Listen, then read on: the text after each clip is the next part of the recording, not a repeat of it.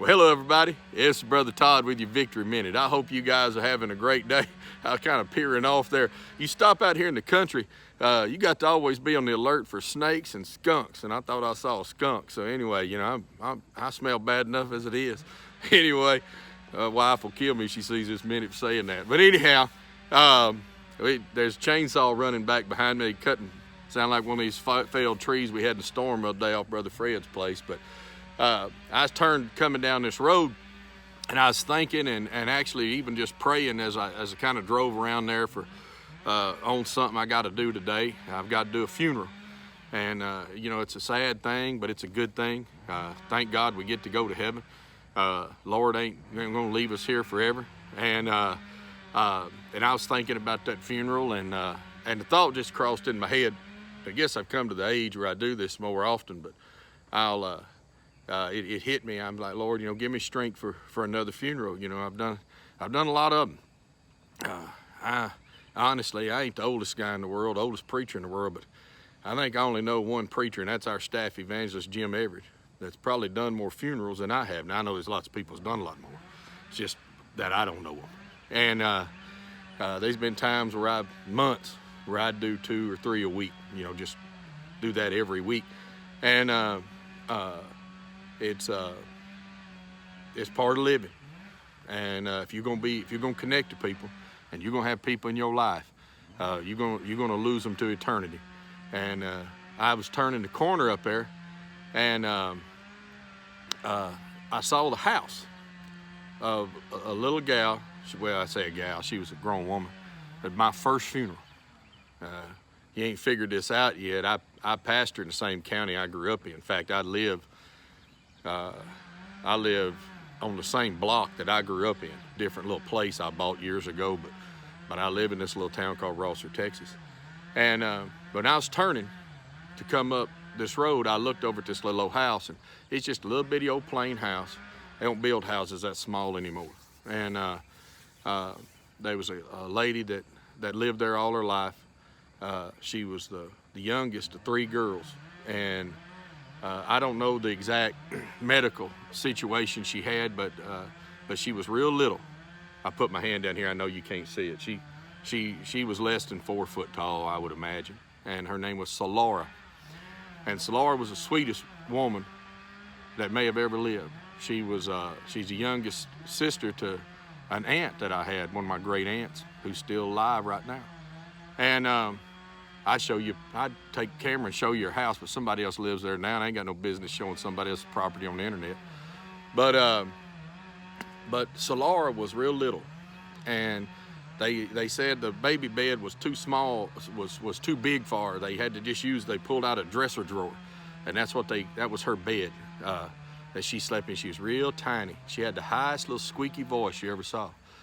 And the first funeral I ever preached was hers.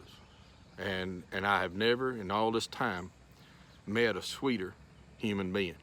I know some sweet people, men and women. Ain't nothing wrong with being a sweet guy, of sweet spirit, of good spirit.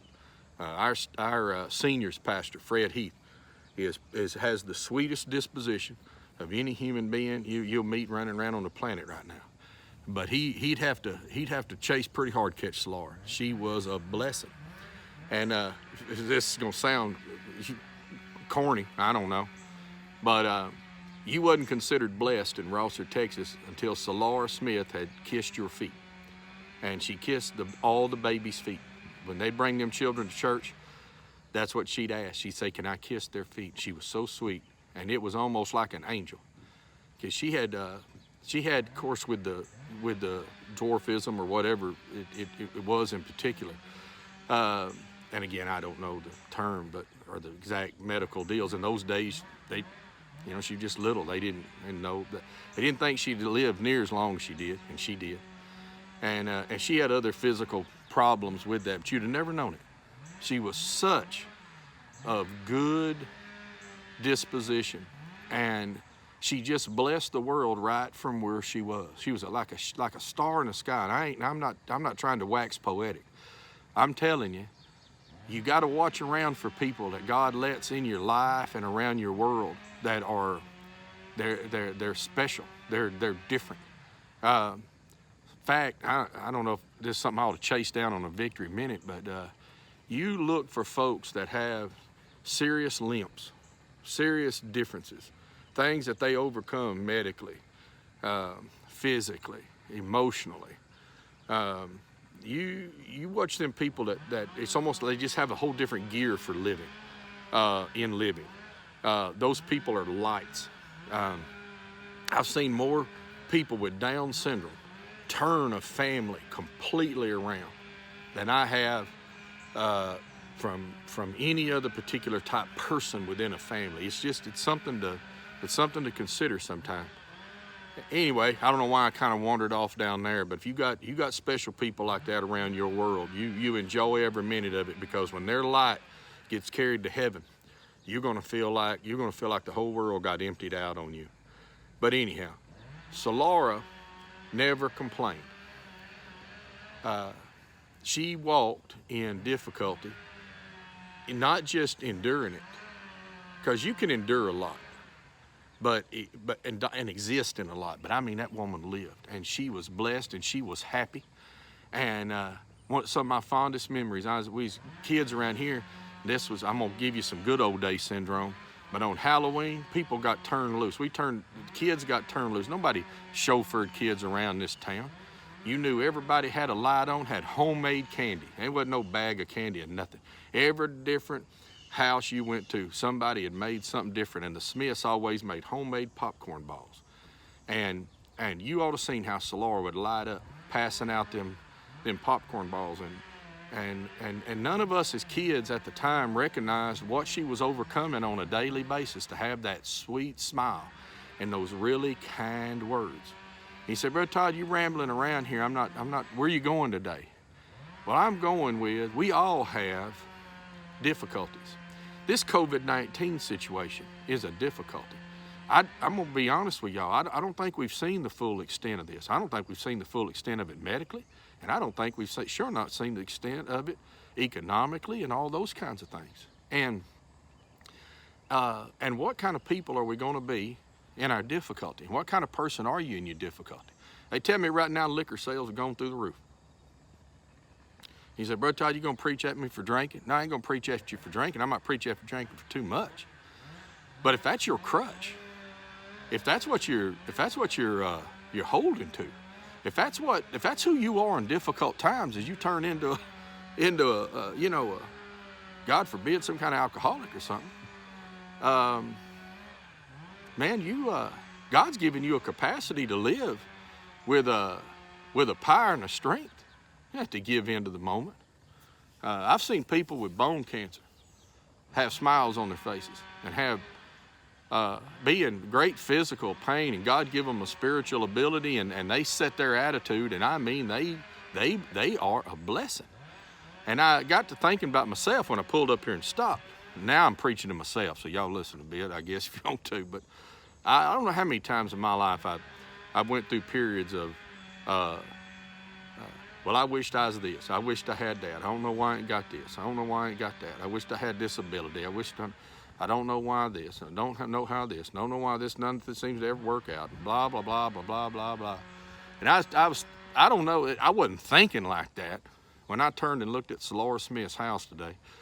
But by the time I got up this road, I thought, boy, I'll tell you something. That woman lived such a stronger life than you've lived. You ought to be ashamed of yourself. And so here I am sitting here now. I'm all convicted by myself. But yeah, the reality is, to whom much is given, much more is expected. I've been given a lot more opportunities. I've been showed enough given a lot more physical capacity and abilities than folks like Solara, ever had. I'm telling you, if you saw that house and knew how happy them people was, her daddy was a hard old guy. He had lived a life. I could write a book, riverboat gambler, and work up in Alaska and all this kind of stuff. And that man got saved. Man, the man I knew was the sweetest, best guy. Everybody called him Daddy Jack. And he fed people. This tract that I'm on right now, right over there, and I mean I am pointing within 100 feet of where during the Great Depression men that couldn't find work and were out traveling the railroads, where we get the term hobo, right? They would travel around, they was looking for work. So a lot of them would give up different things. The Smiths fed them people every night. And he'd go off to work and he'd make sure Miss Smith had enough to feed everybody and everybody in their family. And Solara, she grew up, was there with them, and they just took care of people. And if I showed you that house, you'd say, there ain't no way you could have done it in that little house. And I'm just going to tell you, when you set your mind to follow the will of God and set your mind that you are going to be a blessing and not a curse, that you're going to do something regardless of what you've got to start with, I'm going to tell you there's great power in it. I'm going to tell you right now, I know this is cliche. The old cliche, you got to play the hand you're dealt. It's true in every generation. Very few of us in life look down at a hand that's a royal flush. We don't usually get that. But you can't sit and gripe and moan because somebody else drew 4 aces. You just got to play. I'm just sitting here thinking what this sounds like, a preacher talking about poker hands. But anyhow, I wasn't always a preacher, and I've given up my poker playing, okay? But anyhow, but don't fold. Don't just quit. I was a kid, and in fact, I probably still got it in me. I don't remember the last time I played Monopoly. My family, they hearing this, they're laughing right now. Some of the greatest temper tantrums I've ever thrown since being a kid, and probably a few as a grown man, come over a Monopoly game. As soon as I don't get boardwalk, I'm ready to quit, because I figure I'm gonna lose anyhow. But you know, I learned in life, and I'm learning in life, that it's not really the destination, it's the journey. It's just playing out what you've been given and doing the best you can with it.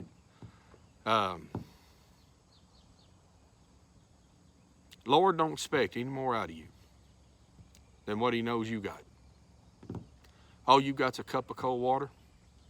He ain't gonna ask you for more than that. He said, preacher, why would he ask me for it? I'm gonna tell you something. God has a way of taking the little we got when we're willing to really hand it to him and give it to him. And he's got a way of pouring in riches into it. You might look down and think you got the same hand you've always had. You'd be surprised what God can do with it. And feel fulfilled. To be honest, I don't know why I'm waxing this. Y'all got me now for 2 days, getting into my own head here pretty hard. But I am finally learning to be so content in my spirit. I've always been happy. You know, I mean, I've been happy with every step of life I've ever took, but there's always that little old nagging thing. Boy, if we had this. Boy, if we had that. Man, if you had this. If I could do that. And, you know, da-da-da-da-da-da. And just be happy and content. The Bible says, be content with such things as you have. Godliness with contentment is great gain. Holiness, trying to walk outside of sin, and being content with such things as you have, and recognizing that regardless of where you really are in life, you can trust God and you can set your attitude. And if you will set your attitude on being a blessing, being a help, trying to honestly be like Jesus would be in the same situation you're in, I'm gonna tell you that's where this real success in life comes from. If you look in this old world at most of the people that have been given everything and got all the easy way, they seem to all die so miserable. And they all seem to, whether you see their autobiography, and it's so sad, it's because this old world can't fill you. Well, I don't know why I've talked so long, and I'm going to listen to this, and I don't even know if I'm going to let this one out. But if I do, they told me one thing to tell y'all today. If you can, sorry about getting to this so late. If you can, don't look at the website for a couple of days. Try to do everything on Facebook, YouTube, and that kind of thing. The blessing is we've had so much international traffic coming to our website through these Victory Minutes and these and the preaching on the weekend that folks are watching it, you know, when we're all asleep, you know, they're all up. And it's messed up something with the internet servers. And so they're going to take a day and they got to work on them to get us more capacity, especially for international internet traffic, whatever that means. I don't have a clue what it means. They just told me, I said, what's going on? They said, well, Brother Todd, was just we got so many people watching it late and from other countries that you're blowing up whatever bites of this or that. So that's a good thing, and we're glad to be reaching people. And wherever you're at on this planet, we love you. I had an old missionary tell me a long time ago, God holds the whole world in his hands. Ain't no such thing as foreign missions. It's all right there together, and that's really what we are. And we think we're so different, and we're all so much alike. Well, I love you, and I hope you have a great day. God bless you. Can't wait to see you, as many as I can in church, and we're going to keep doing these Victory Minutes and sending these messages out because, like I said, it's we're getting lots of reports from people all over, and I hope they're help to you. I can't believe any of you waste your time listening to me, but you know, God take a crooked stick, hit a straight lick with it every now and then. I hope that He brings a blessing into your life. God bless you. Bye-bye.